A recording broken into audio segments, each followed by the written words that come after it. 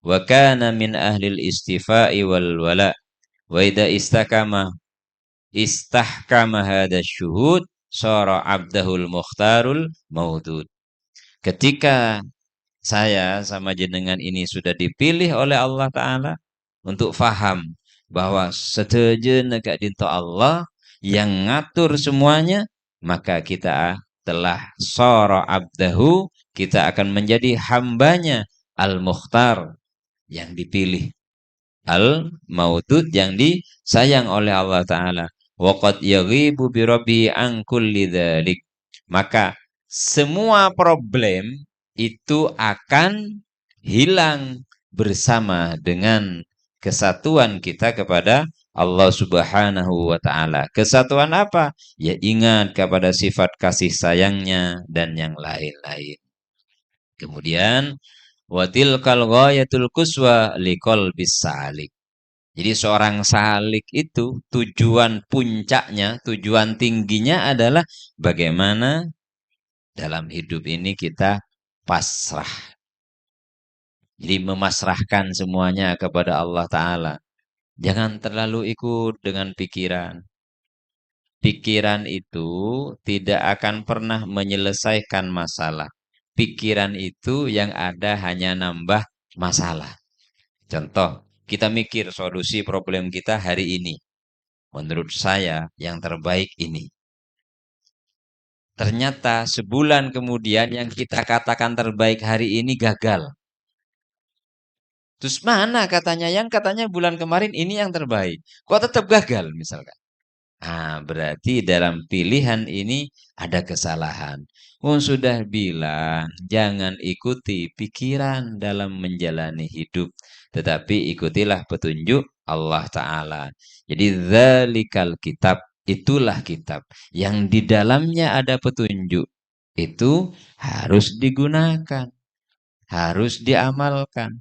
Jadi mengamalkan bacaan dan kitab suci itu bukan dibaca, tapi dilakukan.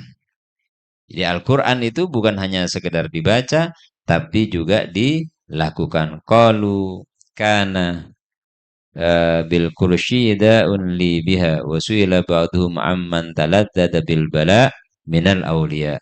Dan ditanyakan kepada sebagian para ulama sufi bahwa orang yang merasa manis dengan ujian, merasa asik dengan ujian, maka itu minal aulia, termasuk dari golongan aulia. Hal wajibuhu syukru awis sabru?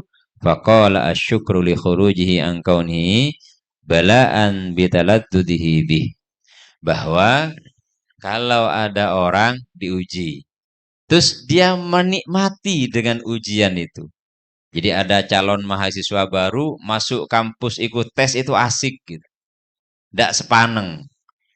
Kalau sepaneng maka dia akan butuh sabar di situ. Tapi kalau dia merasa asik, maka ya itu tadi. Dia akan bersyukur.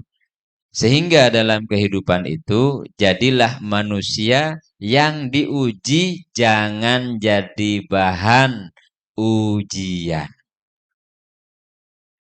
Kayak apa bahan ujian itu? Kita yang diuji, ada teman usil sama kita, ada tetangga buruk sangka sama kita. Ini bahan ujian namanya. Jadi orang lain yang jadi bahan ujian, kita yang diuji. Makanya kalau siapa namanya? Fir'aun itu ketika berhadapan dengan Nabi Musa, kan Fir'aun itu bahan ujian bagi Nabi Musa alaihissalam. Apa katanya Nabi Musa kemudian? Untuk mengalahkan argumentasinya Fir'aun. Aku ini Tuhan, katanya Fir'aun. Faqala ana rabbukumul a'la. Aku ini Tuhanmu yang tertinggi, wahai masyarakat Mesir. Wahai Musa, Tuhanmu itu siapa? Jadi, siapakah Tuhanmu itu, wahai Musa? Tuhanku adalah yang disembah oleh nenek moyang kita. Itu adalah Tuhanku. Katanya Nabi Musa alaihissalam. Akhirnya apa? orang-orang Mesir beriman kepada Nabi Musa. Karena kesimpulannya, berarti sebelum ada Fir'aun, sudah ada Tuhan yang sejati. Karena Tuhan yang disembah oleh nenek moyang kita, itulah Tuhan yang disembah oleh Nabi Musa. Berarti keberadaan Tuhan ini lebih dulu daripada keberadaan Tuhan Fir'aun itu tadi. Sehingga bahan ujian itu paling tidak nyaman. Kalau diuji itu paling enak. Karena dia akan naik kelas. Orang sekolah saja, orang kuliah, untuk naik kelas, dia harus ada yang namanya ujian.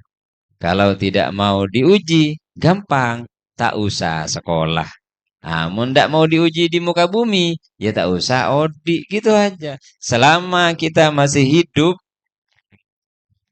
dan kita masih punya badan, bekerja itu adalah kewajiban. Kalau kita masih nyaman ada erje cemacem tak alakoh. Kalau masih enak makan, jangan macam-macam ndak kerja. Kerja itu adalah bagian dari kewajiban.